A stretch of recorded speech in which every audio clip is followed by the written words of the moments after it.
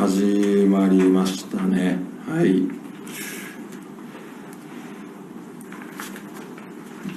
はい。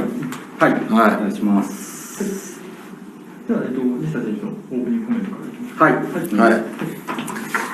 はい。皆さん、こんにちは。西田裕二です。ちょっと電波の状況で、僕の方のアカウントだけでちょっとやることになります。で、質問もそうですけど、いろいろと司会進行していただく方もいらっしゃるので、その方々と一緒に進めて、30分ぐらいですかね、40分ぐらいまでって感じで、短い時間ですけどやっていきたいと思いますので、よろしくお願いします。はい。はい、西田選手、オープニングコメントありがとうございます。はい、遅くなりまして大変失礼いたしました。今日はですね、西田選手をサポートするザムソさんと一緒に、短い時間ではありますが、楽しい時間をお届けしていきたいと思いますので、どうぞよろしくお願いいたします。お願いします。はい。私こちら、MC の方ですね、月刊バレーボール編集部の坂口が、務めさせていただきます。どうぞよろしくお願いいたします。お願いします。というところで、ちょっと30分という短い時間ですね、どんどんお話をしていきたいと思います。西田選手、よろしくお願いします。お願いします。はい。で、すでにたくさん、コメント等々いただいておりますけれども、やはり皆さん、お気になるのはまずオリンピックが終わったというところでお疲れ様でございました。ありがとうございます。どうですか、早速ですけれども、今パッとオリンピックの、記憶としてはどういったパッと浮かぶ風景とかありますか？いや、楽しかったですし、すごい大変な部分がたくさんあったんですけど、大きな経験ができたことはすごく嬉しく思います。はい。どうですか、特に印象に残っている試合とかプレーとかってありますか？やっぱイラン戦で勝ちきれたところがやっぱ嬉しかったですね。はい。あの時はチームの雰囲気っていうのはどんな感じでしたか？やっぱ士気もすごい高かったですし、やっぱ流れっていうのもすごい良かったと思うので、そこでチーム全体で勝ちきれたっていうのは本当に個人としてもチームとしても嬉しかったです。実際この大会を振り返っていただいて、チームとしてここが良かったと胸を張って言えるところ、どういったところになりますか？やっぱもう一人一人がどんな状況でも戦い抜けるっていうところはすごい良かったですし、やっぱ一人で戦うじゃなくてチーム全体で固まって戦うっていう姿を見せれたのはすごい嬉しかった、良かったのかなと思います。はい。一方で、選手村に今回入られたというところで、多分ね、皆さん写真とかも撮られたと思うんですけれども、はい、まず選手村の雰囲気とかってどんな感じでしたか？いや、やっぱ各国の出場される選手の方々がたくさんいらっしゃって、その中にいるっていうことはすごいなんか不思議な感覚で、でもそこで金メダリストがいっぱいいたりだとか、当たり前のように歩いてるっていう世界の中で自分がいるっていうことにすごくびっくりしますし、なんていうんですかね、やっぱそういうところでバレーボールをやれるっていうのはすごく嬉しく思うなと思います。どうでしょう、バレーボール、また他の他競技含めてお会いできた方とかって言いましたけど、びっくりしたよな。いや、特に交流僕してないので、あんまり部屋から出ないようにしてたので、あんまりそこら辺はなかったですね。一方でしょう、選手村ご飯とかが結構ね話題になったと思うんですけれども、美味しかったですよ。めちゃくちゃうまかったですよ。で結構好きな食べ物ばっかあったので、そればかり食べたりとかいろいろしてましたけどでも各国のなんていうんですかね、グローバルにある食べ物が出てたので、すごい楽しく食べれたかなと思います。何かお気に入りのメニューとかありましたか？僕ですか？いや、ピザはうまかったかなと思いますね。はい、ピザはすごい美味しかったですね。あと僕春巻きめっちゃ好きだったんで、春巻き毎日のように食べてましたけどはい。なるほどですね。はい。というところで、今ピザというねことも出ましたけれども、西田選手、はい、海外挑戦が決まったというところで、まさにねイタリアというピザですけれども、はい、どうでしょう、まず、今回海外挑戦が決まって今のお気持ちまず聞かせてもらえますか？いや、すごい嬉しい反面、やっぱ不安なところっていうのはたくさんあるんですけど、とりあえずやってみないとわからないので、やってみて、ダメだったらダメで一歩引いてまたそこからっていうやり方でいつもやってきたので、その姿勢を崩さず、とりあえず自分がやれることをしっかりやりきって、そのワンシーズンまず戦い抜きたいなというふうに思います。初めての海外のプレーというところで、言葉の、ね、壁とかを多分不安になられると思うんですけど、イタリア語の勉強とかっていうのはいかがですか？してるのはしてますよ、はい、一応ちゃんとしてますけど、まあでもちょっとね、そこら辺はあまり言わずもかなって感じで、はい、どうでしょう、イタリア語で自己紹介とかってもしよければ。いやー、イタリア語で自己紹介ですか、はい、いやー、軽くですけど、mi chiamo Yuji Nishida, sono dei giocatori di pallavolo, ho 21 anni. Ciao.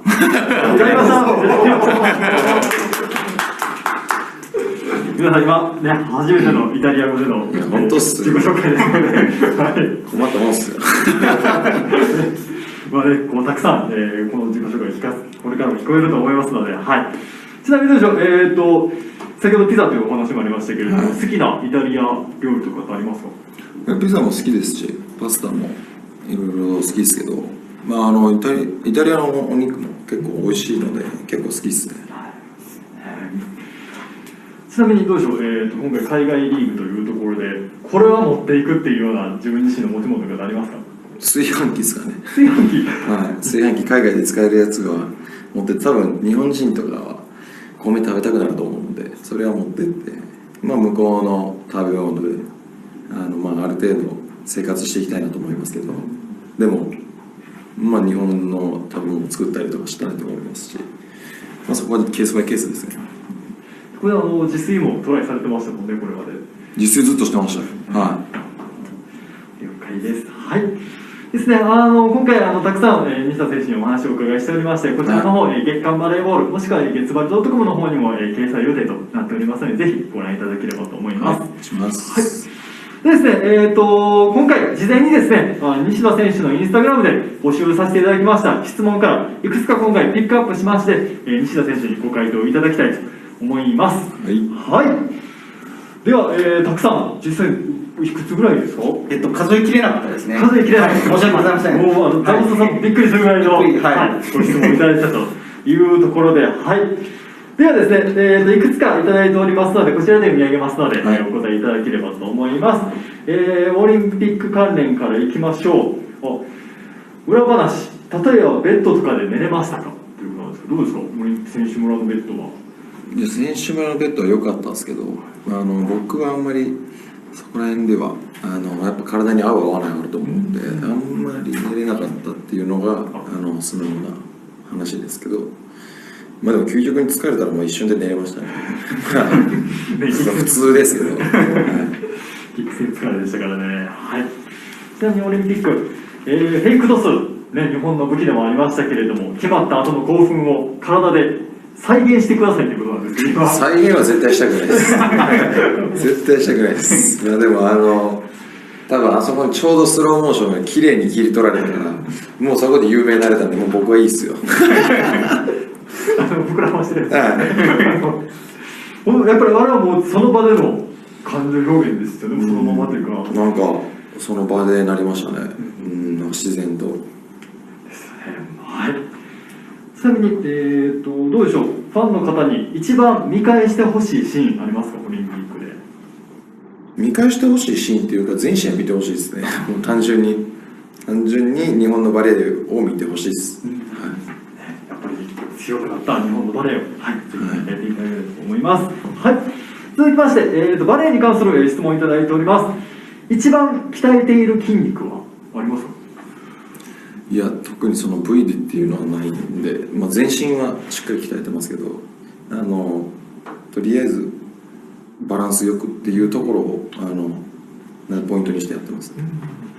ちなみにお気に入りの部位とかってありますか？お気に入りの部位なんかないっすよ。ここは自信ある。ないです、ないです。なるほど。はい。続いてバレーに関するご質問いただいております。バレーを観戦するのはサイドライン、エンドライン、どっちが好きですか？どうでしょう？僕エンドの方が好きですね。ボールの動きっていうのは結構分かりますし、サイドも全体的に見れるから面白いと思うんですけど、僕的にはエンドの方がボールの軌道だったりだとか、どういったラリーをしてるのかっていうのは見れるんで、そっちの方が僕は好きですね。皆さんもぜひね、好きな角度からご覧いただければと思います。はい。続いてバレーボールに関する質問です。これはちょっとあれです、マニアックな質問ですね。時間差攻撃をうまく上手にするにはどうすればいいですか？時間差攻撃。久しぶりに聞いたないや僕はその時間差するときにクイック入る人の後ろに隠れるですね。後ろに隠れてタイミング見て入るっていうことはやってましたけど、まあでも自分が打ちやすいように打ったらいいんじゃないですか普通になんか誰かの意見をそのままやるっていうよりも自分流でやるのが一番いいと思いますし、ね、やっぱそれが一番やりやすいと思います。では、最後にバレーボールに関する質問です。リベロかセンターになるとしたらどちらがいいですか？どうでしょう？リベロですね。リベロの方が僕はいいですね。多分センターだとあんまりああいう頭脳使えないんで、なんていうんですか、駆け引きとかああいうところは僕瞬時なことはできるかもしれないですけど、センターとかって結局全体を見ないといけないんで僕は絶対できないなと思いますね。ちなみにどうでしょう？リベロのご経験ってありますか？あります。リベロは中学校の時も1回というかちょっとやってましたし、ユースの時もリベロでやってた時あったんで、了解です。はい。では続いてたくさんまだまだ質問いただいております。イタリアに関することです。いいですね。持っていく調味料は先ほど炊飯器はありましたけど、調味料ありますか？いや調味料向こうで全部使えるかなと思って、あんまり、塩と胡椒あればなんとかなるでしょうと思ってますね。だからあんまりだって日本のやつを味をなんか食べたいってなったらある程度作れません？